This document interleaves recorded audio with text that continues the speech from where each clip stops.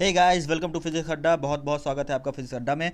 तो आज से हम लोग एक नया सीरीज स्टार्ट करने वाले हैं जो कि जेई के लिए है। ठीक है, जेई के लिए जो भी अच्छे अच्छे क्वेश्चंस हैं जो आपको करके जाने चाहिए एग्जाम में, वो सारे क्वेश्चंस हम लोग डिस्कस करेंगे। तो आज पहला क्वेश्चन जो हम लोग डिस्कस करने वाले हैं बहुत ही अच्छा क्वेश्चन काइनेमेटिक्स का है। चलिए हम लोग क्वेश्चन को देखते हैं। देखिए, क्वेश्चन कुछ इस तरह से है। क्वेश्चन को पढ़िएगा ध्यान से, पॉज करके वीडियो को क्वेश्चन को पढ़ लीजिए और खुद से एक बार अटेम्प्ट करने की कोशिश कीजिए। ठीक है, क्वेश्चन देखिए ध्यान से देखिए। A particle move in a straight line में मूव कर रहा है particle with constant acceleration. Acceleration constant दिया हुआ है। ठीक है, the displacement of particle from origin in time t1 t2 and t3। t1 में डिस्प्लेसमेंट दिया हुआ s1, T2 में डिस्प्लेसमेंट दिया हुआ S2 और T3 में जब डिस्प्लेसमेंट हो गया वो टोटल डिस्प्लेसमेंट कितना हो चुका है, S3 हो चुका है।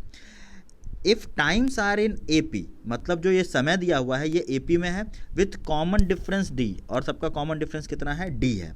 And displacements are in GP, ये जो डिस्प्लेसमेंट है S1 S2 एंड S3 ये GP में है। आपको ये चीज़ प्रूव करना है। अब बोलोगे सर ये प्रूफ वाला क्वेश्चन तो सब्जेक्टिव क्वेश्चन हो गया, एग्जाम में आएगा नहीं। देखिए सिंपल सी बात है कि आपको यहाँ पे बोल देता देन फाइंड ए, और ए में 4 ऑप्शन दे देता, बात तो बराबर हो गई ना।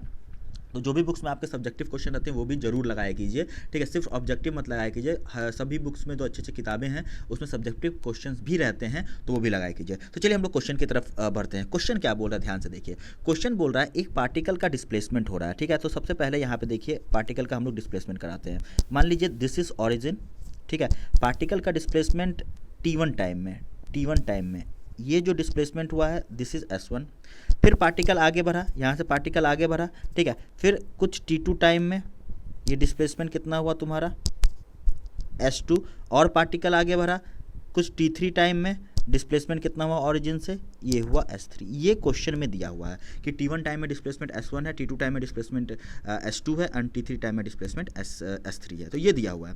और एक चीज़ और दिया हुआ है कि T1 T2 जो है, ध्यान दीजिएगा क्या दिया हुआ है, T1 T2 जो टाइम दिया हुआ है ये AP में दिया हुआ है और कॉमन डिफरेंस कितना है, D है। तो कॉमन डिफरेंस AP का मतलब तो आप लोग जानते हैं कि नेक्स्ट टर्म जो होता है वो पीछे वाले टर्म से कॉमन डिफरेंस कितना ज़्यादा होता है, यानी कि इन दोनों के बीच का ये जो डिफरेंस दिया हुआ है ये कितना है, D, और ये भी डिफरेंस कितना दिया हुआ है, D दिया हुआ है। ठीक है, मतलब जो टाइम है वो AP में है तो ये D और ये भी कितना हो जाएगा, D हो जाएगा।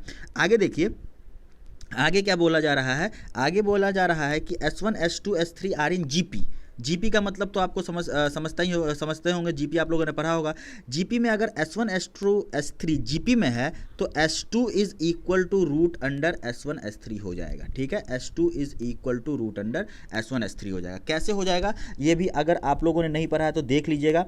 देखिए कॉमन डिफरेंस मान लेते हैं कि जीपी का कॉमन डिफरेंस कितना है, R है, तो S2 is equal to S1 into R हो जाएगा। ठीक है, और S3 is equal to S2 into R हो जाएगा। S2 इंटू क्या हो जाएगा, R हो जाएगा।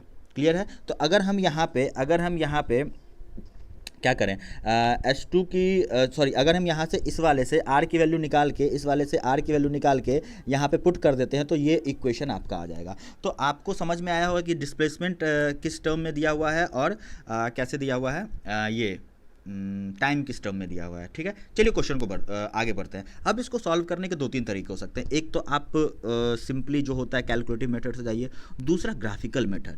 तो आसान होता है ग्राफिकल मेथड। जब भी इस तरह के क्वेश्चन आए तो एक बार दिमाग में जरूर लाइएगा कि हम लोग इस क्वेश्चन को ग्राफिकल मेथड से भी अप्रोच कर सकते हैं। तो चलिए हम लोग देखते हैं, कॉन्स्टेंट एक्सेलरेशन दिया हुआ है, VT ग्राफ कैसा होगा कॉन्स्टेंट एक्सेलरेशन का, चलिए देखते हैं। ये कांस्टेंट एक्सेलरेशन है तो VT ग्राफ ऐसा होगा। देखिए इनिशियल वेलोसिटी आपको नहीं पता है तो इनिशियल वेलोसिटी कहीं से भी स्टार्ट कर देंगे। ठीक है, और VT ग्राफ स्ट्रेट लाइन होगा। VT ग्राफ क्योंकि एक्सेलरेशन कैसा है, कांस्टेंट है, तो इसका स्लोप भी कैसा होना चाहिए, कांस्टेंट होना चाहिए। क्लियर है। अब देखिए, अब यहाँ पे अगर आप ध्यान से देखते हैं तो T1 और T2 के बीच में जो ये डिफरेंस है, T1 और T2 के बीच में जो डिफरेंस है, ये वाला डिफरेंस, ठीक है, ये वाला डिफरेंस कितना है, ये D, और ये भी डिफरेंस कितना है, D है। तो अगर ये D है तो ये भी कितना हो जाएगा तुम्हारा, ये हो जाएगा D, और ये जो EF है ये भी कितना हो जाएगा तुम्हारा, ये भी हो जाएगा D। चलिए ये बात तो आपको समझ में आ गई। क्लियर है, तो ये बात आपको समझ में आ गई। अब देखो मान लेते हैं ये जो CE है, ये वाला जो आपका ये वाला जो पॉइंट दिख रहा है, ये वाला जो पॉइंट दिख रहा है, इसको Y मान लें। कितना मान लें इसको, Y मान लेते हैं। ठीक है, अब देखो ध्यान से देखो, अब आपको 2 ट्राइंगल दिख रहा है, एक ये ट्राइंगल है, ठीक है, छोटा ट्राइंगल, और एक बड़ा ट्राइंगल, ये ट्राइंगल।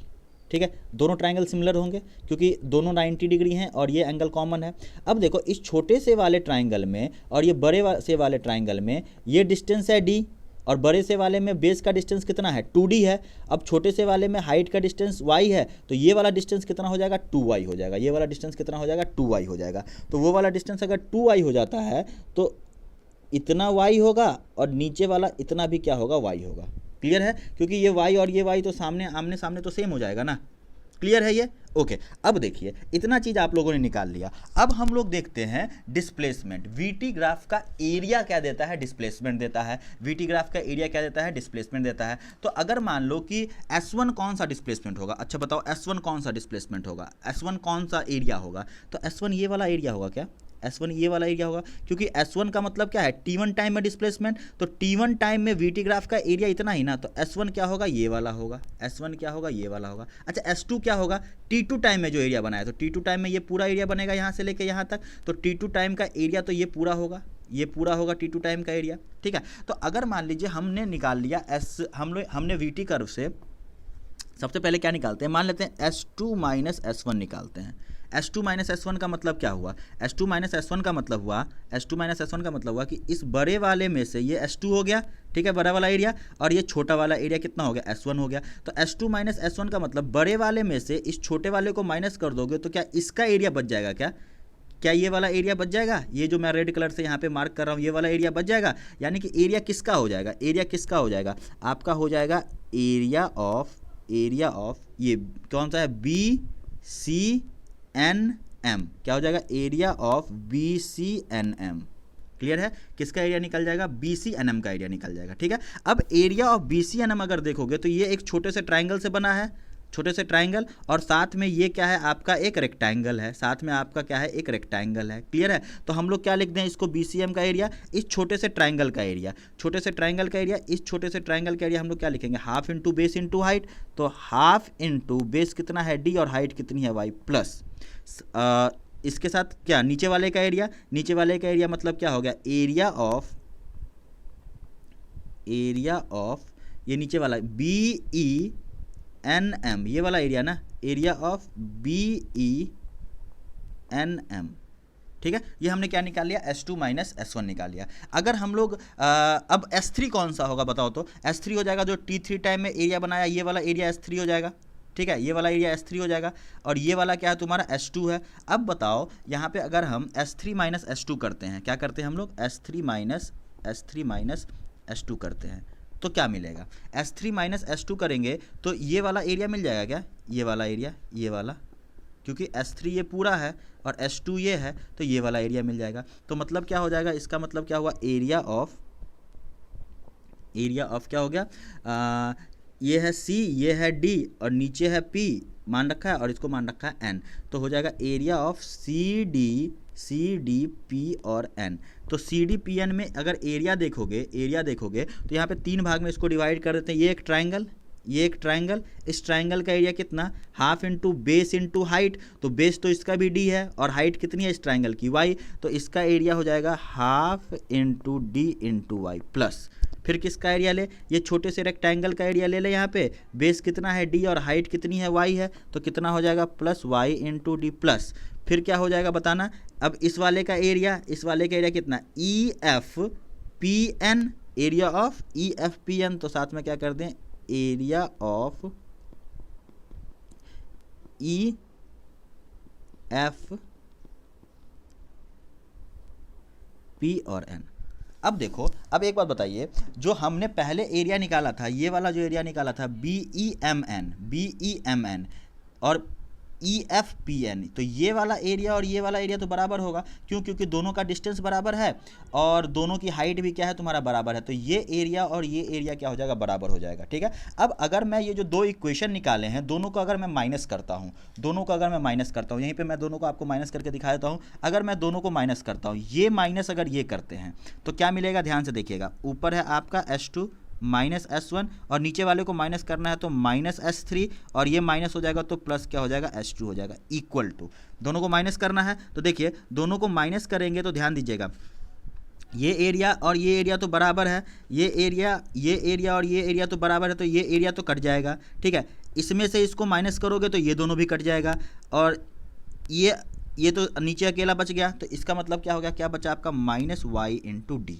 क्या बचा minus y into D. Clear है। तो अब हम आगे चलते हैं। आगे हम इसी इक्वेशन को अगर मुझे निगेटिव को, ये जो निगेटिव चीज़ है इसको अगर हम इधर लेके चले जाएं तो क्या बचेगा, ध्यान से देखिएगा, क्या बचेगा, ध्यान से देखिएगा, बचेगा आपका y into D is equal to S1 plus S3 minus 2S2, S1 plus S3 minus कितना 2S2 बचेगा। ठीक है, 2S2।